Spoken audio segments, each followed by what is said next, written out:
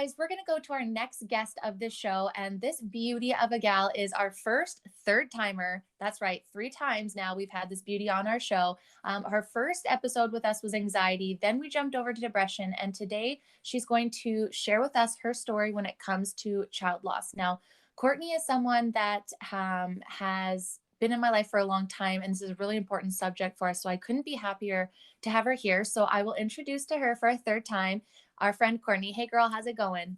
Good. How are you? I'm so good. Thank you for jumping in this morning with us. And well, for one, always being such a support of me and the show. And when it comes to these topics, you've been one of the longest standing friends of my journey when it's come to like my infertility and stuff. Even though we weren't as close when I was going through my miscarriage, at the beginning you were there. So that brings us kind of to you coming on the show today because you guys, Courtney has a very beautiful heart, and she really believes in helping others. And in one way she wanted to was surrogacy. So today she's going to talk to us about her experience. And this dates back to when I was having struggles when I was married. One of the first things that she said to me was, if you guys are having trouble, like I've always wanted to help someone. And I don't remember the words exactly, but she was just like, I will be there for you. This is something I've always, thought I could do. And I think that was one of the moments that I was just like, this girl is gold. I don't know if I just remembering us back at the dental office. Oh, thank you. And it I know, was, yeah, yeah, like that was a whole different world ago, but even then, that's where like just seeing how many people struggle, I knew it like I wanted to do something to help. And even now I do, like always. yeah. And I think that's why so many people love you so much, is because you just feel that. And it's just such a wonderful thing. And I just remember thinking like, wow, what a selfless thing to do for somebody. And just because they just want you to have that love, or, that huge piece, and that they would sacrifice all of that for you. So I just really commend you for always being that way. As far like the last like 8-9 years that I've known you, you've always been open to that, for your close, for anyone. But it was like more the people, like you said, around you were kind of having struggles, and you're just like, oh man, I got this. I'll incubate a baby for you for 9 months. I'm like, oh my God, this woman is adorable. So to come to that, I don't have obviously very much experience when it comes to like pregnancy and surrogacy. So when we were talking about this and you told me that you would talk about this, I was like, wow, I didn't even wrap my head around what women who would be surrogates would go through. So thank you for coming on today. And you guys, Courtney's going to share her story. And I'm just going to kind of like, we structured this one different, let her kind of go with her story, and how she wants to frame it for you, and just be here to listen and hold space and learn. So I'll let you go with it, girl. Oh, thank you. So yeah, it for me it was a little bit different. It started years ago after I had my kids. I've seen so many people close to me who struggle with infertility. And for me, I guess I didn't realize that it was such a blessing that I had it so easy. It just came so easy for me. I tried for a couple months and I got pregnant right away. So I never had experienced the loss portion of it. Yeah. So for me, I as my kids bring me so much joy, even in the hard days and the days when you want to pull your hair out and you don't know how you're going to get through. You have those little moments where your kids come, and my son used to do it all the time. He'd come and rub his nose up against my nose and wake me up. And just those moments when that happens, it like pushes away all the other bad things that have happened throughout the day, or throughout the week that you fought so hard to get through, and you just forget about them instantly. And for me, it was, if I could do something to help somebody else to feel that joy that I feel from my kids, I would. I'd do it in a heartbeat. So I had so many people who fight or lost. Like, I'd talk to person after person, and they'd tell me about their struggle, or we've been trying for years, or we've been doing in vitro, we've been doing this, we've tried naturally, like we've tried this and this and this. And I've always thought about surrogacy. And then things happened and life got busy, and then I went back to school, and I had become friends with a good friend. And at that time, I knew she was pregnant, but I didn't ask questions. So as I got to know her more, she told me, yeah, like I'm doing surrogacy. This is what it is. And she kind of explained it. And then I'm like, my eyes just opened up even more because I'm like, I'd wanted to do it, but it had, kind of hidden away, kind of like in the back of my mind again because life got busy. Of course. So then I guess that was probably 2 years ago, and I watched her through that journey. And I see how she connected with the family and the relationship that she had built with them, giving birth and them coming here after they went home because they're not from Canada. After they went home, they, still kept the relationship. She'd got pictures. She um, receives videos, kind of everything still very close. So then last year when COVID hit, I was trying to find a positive thing to kind of come out of it. Yep. And then it was a pretty crappy year. And then I talked to her again and she's like, yeah, I'm having their second baby. And I'm like, what? You're having their second baby? So then I'm like, okay, if this is a time that I'm going to do it, I'm going to do it now. Just with COVID, the crappy year, I need to bring some joy to somebody. Oh, So I started probably mid fall. I connected with this agency that's based out of Calgary, started talking to the gentleman, and he kind of matches you with families. So I did that, and I started getting to know this couple. It was a same sex couple, very beautiful people. They told me their story, and then kind of get to know them more and more. And then so December, I kind of had like a pre op appointment where you go and get checked, and all was good. And then the end of January, I went back to Vancouver again, and I had the embryo transfer. That was probably the scariest part for me, just because I didn't know what to expect because of I've course. never been through it. So they take you into this like little room, little kind of op room, but to me, it was kind of like a prison, Yeah. just because it was very cold. And I get why, right? Because you have the like freezer place in the other room that's kind of off of it. So it was just very cold and very nervous, and my anxiety started to go up, but I kind of got through it and I had a really good person with me, cheering me on. So it was amazing. And then I kind of did it. We kind of relaxed. Didn't even really know kind of no side effects, I guess. Just kind of went about my day. And then I come back and about a week or so maybe later, I had to take a pregnancy test, like blood work, because the way it works is when you get your embryo transfer, you're 2 weeks further along than what like you normally would. Yep. Like it's advanced. So I got it back, and then I had a positive beta test. So that was exciting. And then 2 days later, I had to do another one.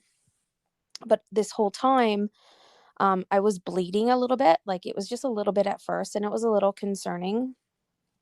And I didn't really know what to expect because now I have in my mind, like I'm helping somebody, but if this doesn't work, I know how I'm going to feel. Like I'd be devastated. And then I started kind of worrying a little bit more. For sure. So then, I started to get worried because I had this test, and then the doctor's like, no, it'll be okay. Like everything's still good. And it's hard when your clinic that you went through is in a different province because you can't just go to the clinic. Yeah. So it's like, you're trying to confer with them from 1,200 kilometers away, and it's very hard.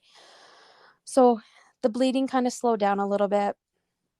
Everything was good. And then we got to the point where I could tell the parents because you have to wait. They choose if they want to know right away or if they want to know like after the second test. Hmm. So I waited till the second test because that's what they wanted. And then everything was fine. And I told them. And within a couple days, things just started to kind of get worse. And I started to bleed even more. Um, I went and had another pregnancy test done, with blood work, everything come back. My numbers was still rising, which was good, but it was very scary because I'm like, I don't think I'm supposed to bleed this much. Yeah. And then I think maybe the third day, I went to the hospital because it was like a normal period I was having again. And he's like, no, everything is fine. We'll do an ultrasound, so you have to come back tomorrow. So I went back tomorrow, or I went back the next day, sorry. Um, I'm like, I got oh, it's you. Saturday. Yeah, it's all good. I went back the next day, and because the ultrasound couldn't really tell anything because you weren't far enough along, Yep. it was, you're kind of in limbo and you don't know, and then you worry a little bit more. And then I had to go back. I think at this point it would have been my like fourth or fifth like blood work pregnancy test. Yep. And then when I went back the last time, it come back as like I wasn't pregnant anymore. And I was very devastated. Yeah.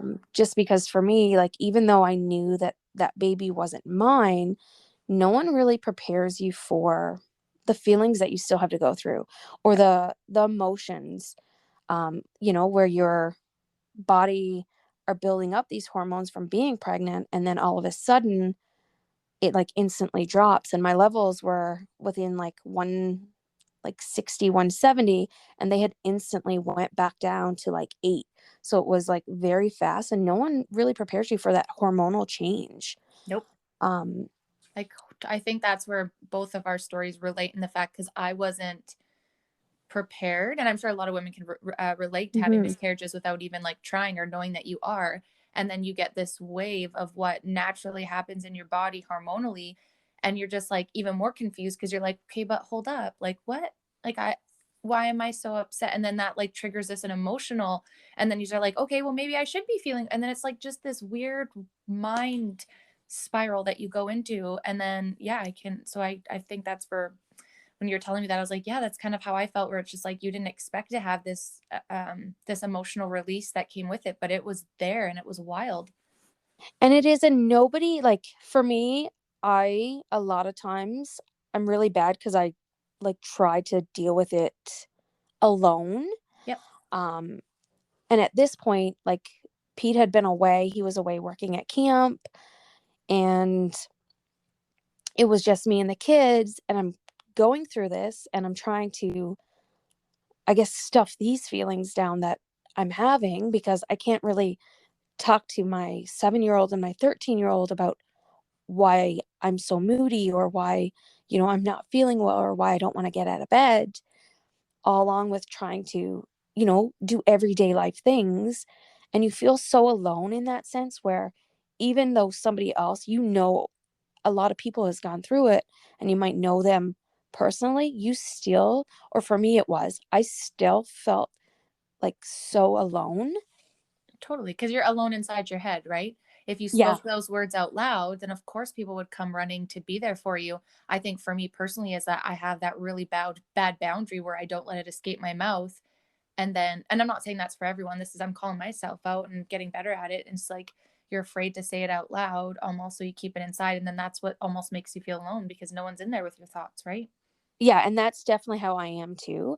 I think though that the hardest part for me is because I had to tell them, um, that it was no longer a viable pregnancy. Because I saw, like, when I told them that I was pregnant, I saw the joy in their face because they had told me their story, and that they had previous transfers and they weren't successful, like not even a positive beta test. So for me, like, I was the first one who got to this point. Yeah, that's good. Um, and then that was the heartbreaking part of it, that I had to tell somebody else that I couldn't give them what I signed on for. Totally. But I mean, like, oh, yeah. Sorry, keep And they going. know, no, and they know, and I knew that they knew, but it's still very heartbreaking. And for me, like, I had never been through it. Like I said, like, getting pregnant for me had always been the easy part. And Yep. I think in today's society, being able to get pregnant is, I think we take that for granted maybe a little bit sometimes, because there Yeah, are more women, I think anyway, that have fertility issues than there are women who can have babies. totally. I think that, like, whereas years before, I think almost everybody could almost get pregnant. There was very few, but I think now the roles are reversed, where there are more people who struggle with infertility that you don't even know about, Yep. um, than there are people who can have, or who do have babies. Yeah, So and I I think, find that super interesting. Like, what was that shift in time? And I mean, like, we can argue that maybe it wasn't talked about as much, but still, you still know people that know people, right? Like, it's yeah. not just social media, because not everyone shares that on social media, or has just now, as of the last, like, 7, 8 years. But like when we were growing up, like, yeah, you heard like maybe your aunt, like a few people, but it was like Hmm.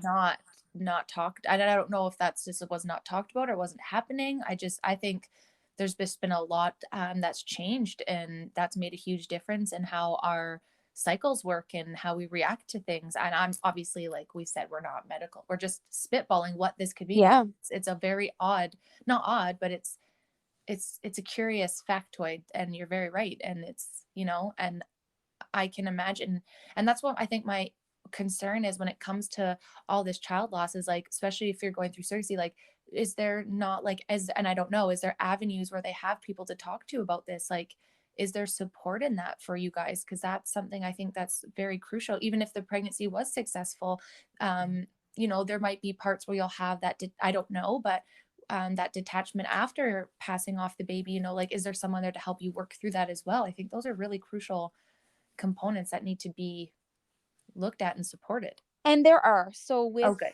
Good. this whole thing, so before I even started, we had to, even myself and Pete both talk to this psychologist about the surrogacy, if he supported me doing it, how I felt about it. And I did tell her, like, I do suffer from anxiety and depression, but I've been working through it, which, I mean, isn't a big deal, because there are so many who suffer anyway. Even with if it was my own kid, I'd still be suffering. Yeah. And the parents, and you have to disclose that to the Of parents course. as well. Yeah. And then once it happened, I definitely talked to her again and helped. She helped. I could see her as much as I want, or him, whichever one you get put with. They have a few different ones that will Good. talk to you about it, how you're feeling, if you feel alone. And it was good to talk to somebody. And then for me too, like, I rely, with my emotions and how I'm feeling, I rely on Pete so much. And with him being away, like, I knew what I needed, but he wasn't here to give it to me.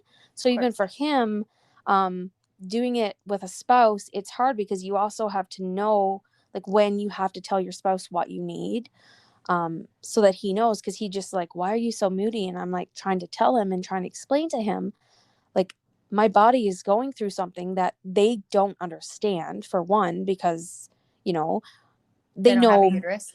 right? And they know monthly that we Yeah. get Yeah. Oh, bitchy, but this is something different. And because we hadn't experienced it ourselves, um he didn't really know. And he's 6 hours away, 7 hours away from me, and he couldn't do anything. So I'm trying to tell him what I need, but he can't give it to me. So that definitely took a strain too, a little bit, on our marriage, of course. because I knew what I needed, but because it wasn't, like, I wasn't getting fulfilled enough in that aspect too. So I mean, with doing this, you have to, I'm learning still too, because this is just my first time um going through this kind of like stage of it. um you have to learn, like, okay, remember this, you need to ask for what you need if this happens again, or you need to, things that I'm mentally taking note of, because with everything, it is a learning, I guess, a learning Experience. experience. Of course. But if I decided to take a few months off for myself, just so I can regroup, because it did affect me more than I thought it would. Of course. um but I'm I've been reflecting on it too, as, what do you need if this happens again? What can you do? I do encourage people, if it's something that you really want to do, look into it, talk about it, find someone who have seen the good, the bad, and the ugly of it, Yep, and then ask questions. I definitely want to do it again. of As course. much as this affected me personally, I definitely want to do it again, because I can count on, one hand, just people who are very close to me who struggle so much with infertility, and it's like very sad. Like when you think about it, like I feel so blessed even more now. I try to remind myself every day that, what, like, having kids, they're a blessing, because there's so many, like, my sister struggled for years, you've struggled for years, I've met so many good friends who tell me, like, we've been trying for years, and it's just not happening, and I can see the pain in their eyes. And until I kind of went through something similar, I couldn't relate to them. I You couldn't. didn't feel the gravity of it. You were No. empathetic, but you're just like, I'm sorry that happened. Now you're just like, Right. oh wow, I understand. And like you said, and that was like for me, and I diminished it because I was like, like we weren't trying, da da da, like trying to make it light. But then you're like, no, that was like a really hard couple of months, even just like rebalancing your hormones. Cause like I went from like being on birth control to being pregnant to miscarriage and your body thinking that you're still pregnant to not, to then trying to balance back onto your period, onto your like cycle again. And it's hormonally just a wild ride. And I agree with you. Communication with your spouse in a lot of these aspects is what's going to be huge because you literally sometimes can't control it. You can only be so much aware of it, but it's still sometimes when you're going through it, you're just fucking mad or upset or crying for no reason. And it's just like, you know, then that way at least they know, or they can at least try to be like, how can I support you, and just this hug or whatever, you know what I mean? But like you said, if he wasn't there, and I know you're a physical touch, so you probably wanted a hug and to be I like did. cuddled and just held through it. And so I can imagine, and I'm so like sad that you had to go through that. But it just like, another thing about you is I find so beautiful is that you're just like, okay, well, that didn't go great, but that isn't going to stop me, and now I'm just going to set myself up more successfully if I'm going to do this next time because I have better knowledge of how I can do this, but doesn't distract you from your original goal. And I just, that's my favorite thing. And it doesn't, and it didn't, but for me now, I'm like, I know that my body needed some time off too, Of course. and my mind, just to regroup and be healthier again, so that I can help somebody. um I definitely want to do it again, at least once, maybe even twice. Who knows what the future holds? But it's definitely something that, as women, you can only say, like, if you haven't gone through it, you can't support somebody. You can only say, you know what, I'm sorry for you.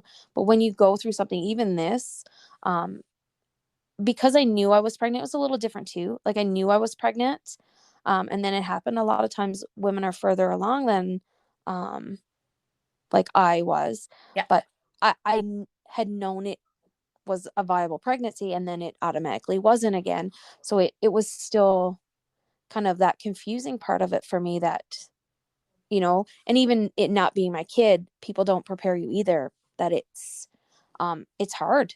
It Your still body is. just, but it when you can talk to somebody or have someone say, you know what, I've been there, it makes a difference. And if I talk to somebody now, I say, you know what, like, I didn't have the same experience as you, but I kind of understand how it was, and I kind of get where you're coming from now. It Totally. definitely makes you more empathetic.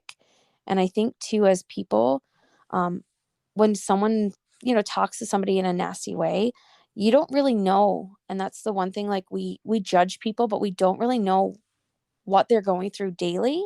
Yeah. So it's opening, like, eye opening that way, because you never know. Like, people hide things so well throughout their daily life. And for me, I'm one of them. I try to move about my day and not let my personal emotions affect any other relationship, and I try to deal with it silently, which is a bad thing. And I'm We're both realizing guilty of that, it. right, and I'm realizing that I can rely on people, more, but I tried to hide it because, you don't want it to affect your work life, or you don't want it to affect your, you know, when you go and help out in your kids' class, or you're taking your kids to their extracurricular activities. You don't want it to affect those life. You don't want people to see you in a different way. But if we just own that, I think, and be like, you know what, this is what happened. This is how I'm feeling. Um, and let people see that gross, out of control version of ourselves, they might be able to be like, you know what, I have had that happen too.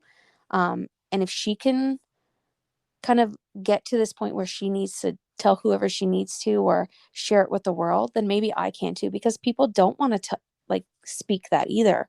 They don't want to say, hey, I've had a miscarriage, or I've had stillborn births, or I've had, you know, um, like I've had to have certain things done during my pregnancy that, ended up with me losing a baby.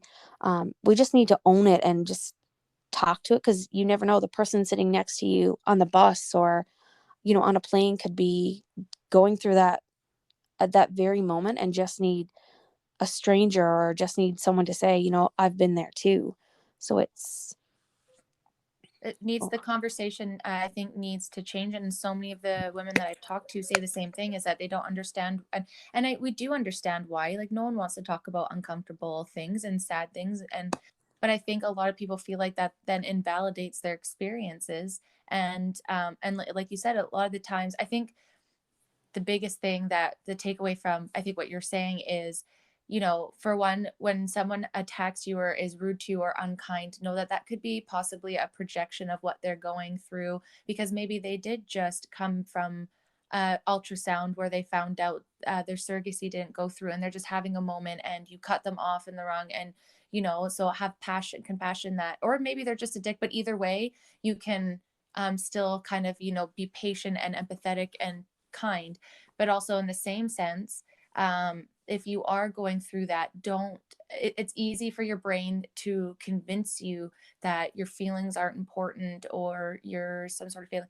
But what we're saying is, being trapped inside of those thoughts, like me and Courtney are saying, we both suffer. We're both suffering alone. We did not ask for help. We did not reach out and explain why we were reacting and projecting like we were, and it just made it worse. So I mean, do whatever you want, but we're both saying when we did that, it was just more of a negative effect. And coming out of that, we're like, wow, maybe if we would have addressed this first thing, talked about it, we would have, been able to at least not feel so alone and trapped inside. Is that kind of like fair to Yeah, say? that's exactly. And for me, like, find, like, if you do know someone who's been through it and who is a positive person to you, contact them and say, hey, this is what I'm going through. Can you help me?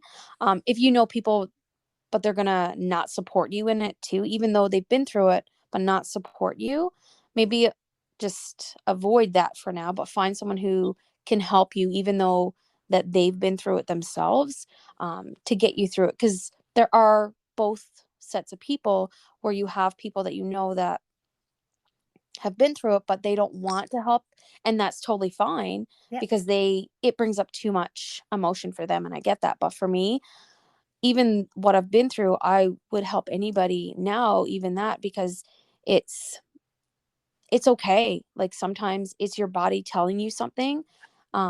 Sometimes, you can't control it, but you have to find a way to work through it. It's okay to be sad.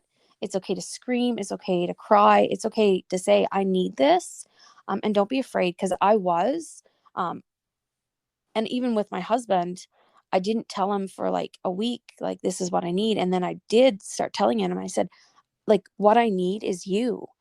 Yeah. And and he's like, I know, but now, like, I'm here. And I'm like, I know, but I'm telling you that I need you. So that started putting a strain on our relationship, because my emotions were so high and all over the place.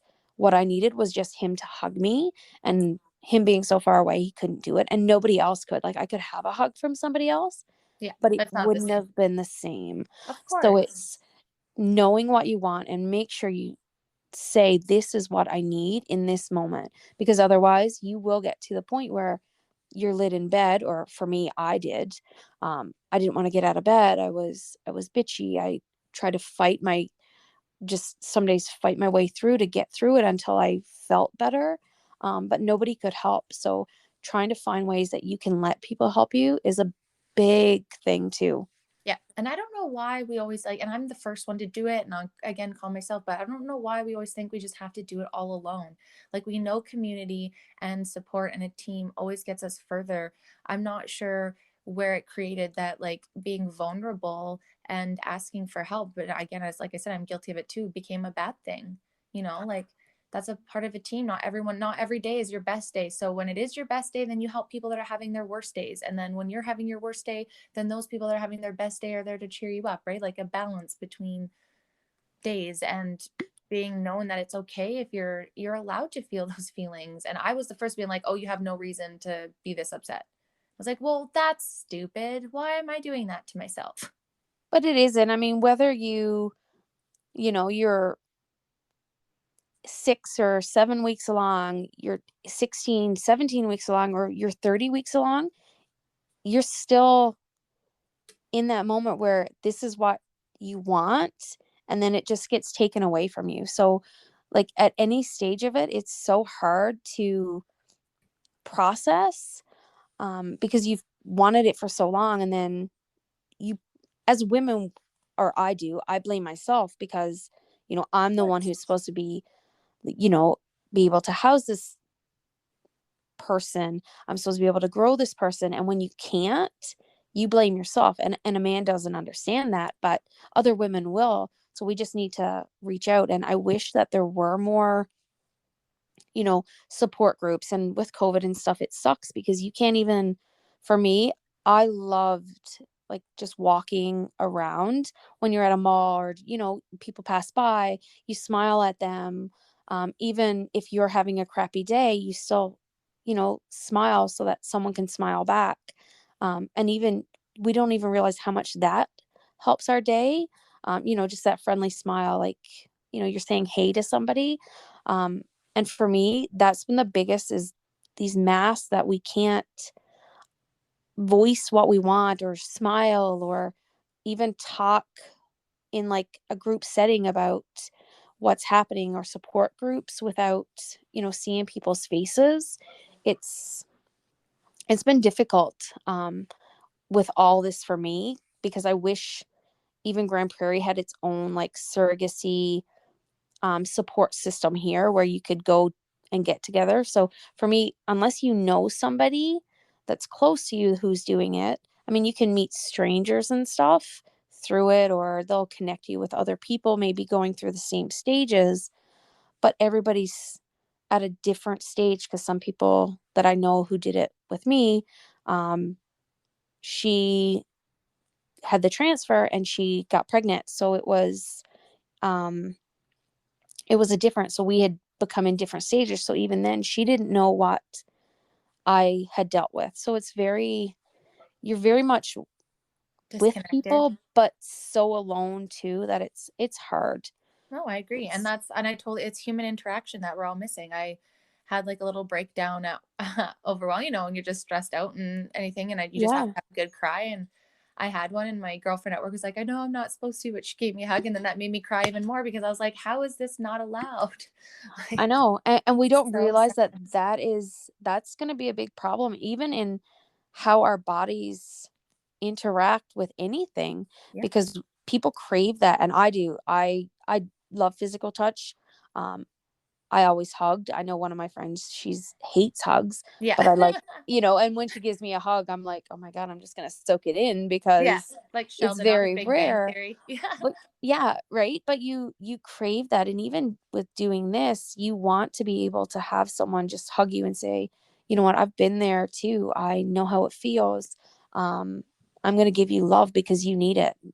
Even if you don't want it, they're just wanting to give it to you. So it's Totally. And I agree. And that's one thing that I don't, the collateral damage of all of this is doing is the wear on everyone's mental, emotional health that are really here trying to do better for the world. Like, for myself. I obviously don't think I'm some sort of guru. However, for us with the podcast, we've taken in a lot, and we're really trying to find our ways to help people. And there's some days that it feels so gratifying and rewarding, but then there's some days that make me just cry because I'm like, I wish that I was doing this podcast sitting right next to these people, or, you know, being able to be like, hey, I'm going to come fly up and do a bunch of, recordings in Grand Prairie and see everyone, but it's just not a reality. And then, that is a huge, shitty reality. And as much as we're the type of people that try to make everything positive, like I'm the same way. I was like, well, I'm not letting round two hit me like it did like round one. I felt like I was completely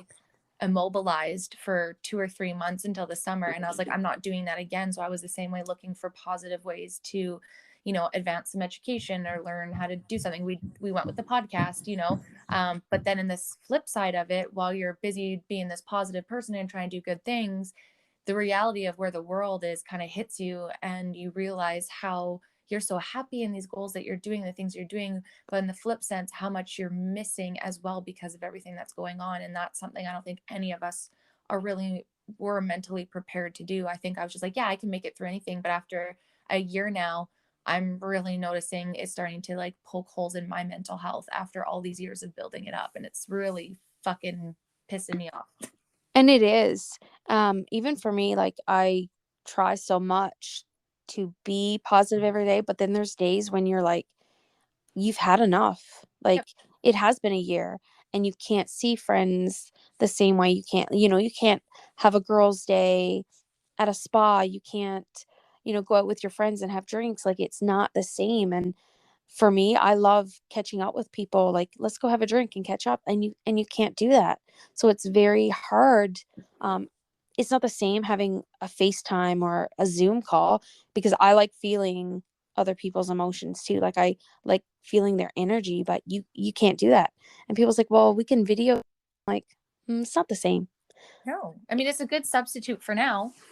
And it's cool that we have that, sure, but like even for you going through this with your surrogacy, like say, or even the girls that like, were successful, they're probably also struggling in the sense that they can't just go do the things, like say if the same people are in the same, like that connection even isn't as great as it could have been because of, and for you to have to go to Vancouver and not being able to see anybody, any nurses or anything close here because of, and even if you can, like you go in there, Pete couldn't even come with you in an ultrasound, like it's just, Mm-mm. it's not setting anybody up for mental support in all of these, procedures and stuff, which really makes me sad. And I wish that they would take into consideration the impact this is having. So, okay, like, okay, well, these girls that are going to be surrogates, we can't connect them in a group. So let's make an online group and bring them all together and all these agencies and get a resource together for these girls to all talk together. Like, why isn't that being done? We're totally squirreling here on what, but it's true though, because it literally affects all of these subjects right now, because And it does. you would have been 10 times more supported in this. Not saying it would have made it easier, not saying that at all, but at least you would have felt a little bit more surrounded. And even if, Pete wasn't there, if there was a support group that could gather, and I bet you, even if there wasn't, you would create one if you could, but you can't. No, and I can't. And I mean, even like when I went to Vancouver, like both times, for my pre-op check and then for my surrogacy, like I had to go into this place by myself. Like I couldn't, not that he would want to be in there for, just a regular routine checkup, but even for like the embryo transfer, if he could have been there to hold my hand or, help me feel better, um, then that would have been comforting for me. So when I went for the embryo transfer, like I was so nervous and I said to the nurse, like, because I like having someone to hold my hand, even, it was like giving birth. I liked having that where he was holding my hand. So I said to her, like, I'm really nervous. Can I just put my hand on on your back so that I know that someone's here? Even though Yeah. she was standing there, I could see her. I'd like that physical part. And she's like, yeah, she's like, that's okay. Because I needed that in that moment. Yeah. Um, Human connection. and I don't know, she kind of laughed a little bit, but like, I didn't care because I needed that in that moment to feel okay. I mean, Of I think for me, I hyped it up a little bit more than, course. um, It actually was, because he's like, I'm done. And I'm like, that was 2 seconds, but it was very, I know it was like the fastest time I ever had gotten pregnant probably, um, but it was that, even that sense of not having someone close to you being able to support you when you're doing something like that, it takes a toll, like mentally, physically, just feeling so alone in that appointment. It was, I wouldn't want anybody to go through that again, and they need to make exceptions now and find a way to have it so people are more supported. I know, like, even giving birth right now, you can have your partner, but you should be able to have your partner go into your appointments with you for your ultrasound. You shouldn't have to deal with it alone. Or, if you're going to the hospital because you're having a miscarriage, you should be able to have someone with you, because nobody should be alone in anything. Nope. You shouldn't ever have to feel like you're alone. No, because and we know there's different risks, but there's also risks to doing that all alone. And I think most of us would agree that we'd rather take those risks together with your partner, with a friend, with a Yeah. family member, just somebody, so that you're not taking on whatever it is alone in all aspects. And I think I'm glad now, not now, but there's more talks of, the collateral damage. And hopefully we can see some of these things turn around, where it's like, at least let, like, whatever, I'm tired of arguing this shit, but at least let spouses go, or a family member, or at least don't let women and men for that matter, if they want someone there, like, find a reason, a way around it. There's ways to do it, Yeah. especially when it comes to um child's, like, labor, pregnancy, any of that for women. Like, that's a new life, or even a lost life, that's very delicate on all ends. And I just feel like that needs to be a focus. And like you said, surrogacy is totally beautiful, and it is so unfortunate when it doesn't work. But that doesn't take, and not discrediting what you're feeling by any means, but that doesn't take away the beauty of what you were trying to do.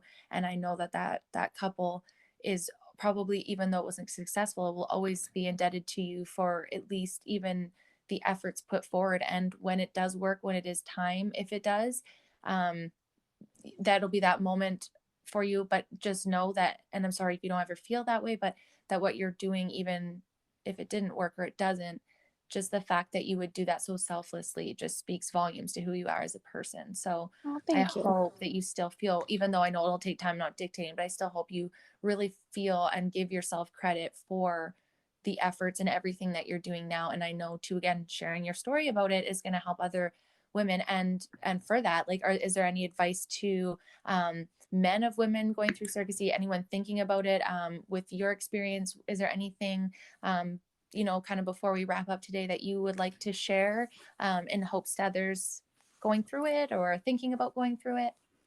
I think, even though mine wasn't successful, if you want to do it, I think you should, um, because it is something beautiful. It's something that, as women who can have babies, we sometimes do take it for granted. And I think we need to share our gift, because there are so many good people who want to become parents, whether they're single, whether they're, in a same sex couple, whether they're married with a husband or a wife who can't have babies, and they deserve, just because they can't have babies doesn't mean that they shouldn't.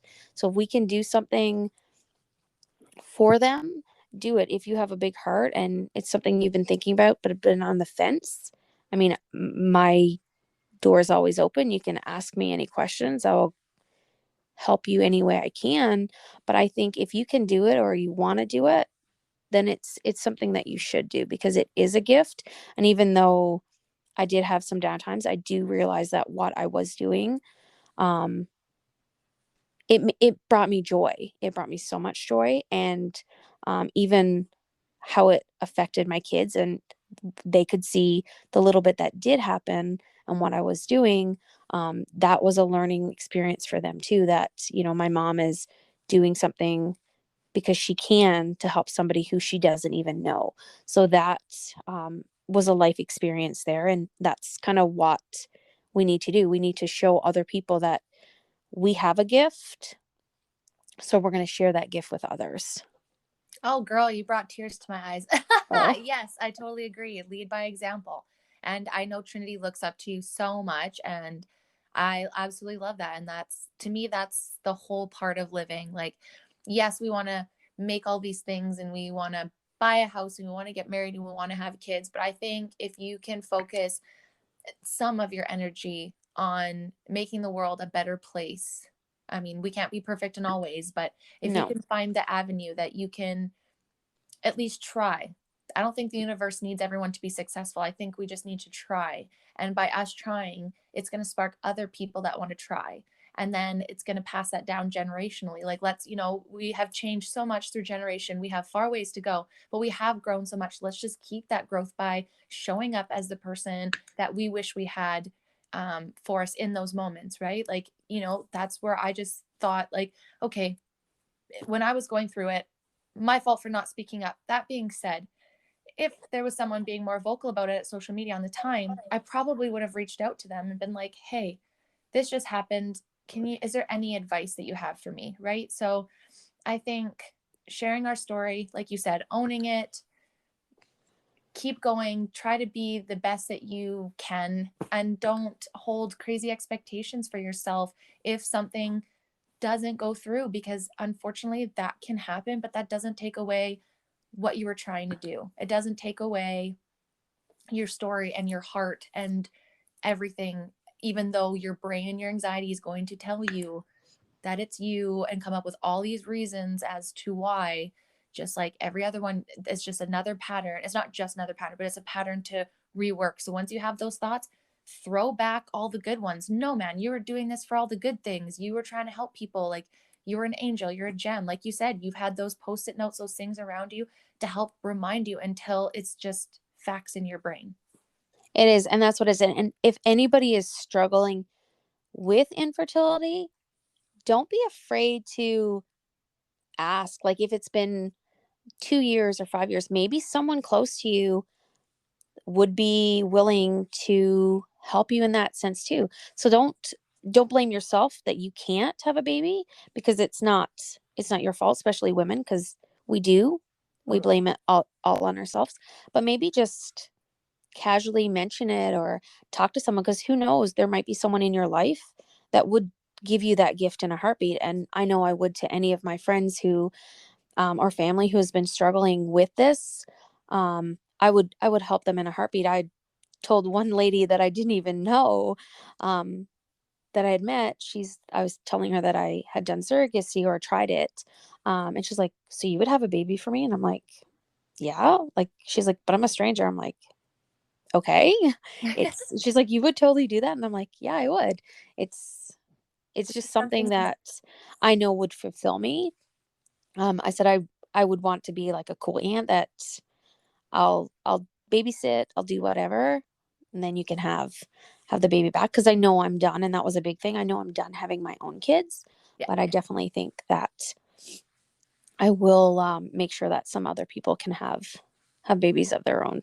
Yeah, you're like, yeah, I could sacrifice a 10 months a year, but I'm good for the rest of the life thing. My Yeah, kids are grown up now. We're good for that. I'll incubate. I'll create for you. I'll bake, and then I'll give you your little cupcake, and then you just bring it around once in a while and send me cool pictures, which I think is amazing. And Courtney, honestly, I like, I knew a little bit about this, but not the whole story of it, and it just from knowing back then to now where you've come. I mean, I've always said this to you on our show. It just blows my mind how strong you are, how much you've grown, how honest you are and aware. And I'm just so proud of you. And I thank you again for coming on the show. I hope that you enjoyed this episode as much as I did, because I learned a lot. I didn't expect to cry at the end, but I just was so proud of you talking about how, the kids are looking up to you. And obviously, those kids mean a lot to me as well. So it's just great to see the circle of life and you teaching the kids how to be as passionate for people and empathetic and loving. And I appreciate that. And I want to thank you again, before we jump to our next guest, for coming on. And I hope you'll join us again soon. thank you so much for having me, and thank you to everyone for listening to my little bit of story. And just remember that there are so many people struggling, so always just be kind to everyone. Absolutely. And just be a good person. Yes, exactly. Awesome. Thanks, Claire. And now let's jump to our third and final guest of the show.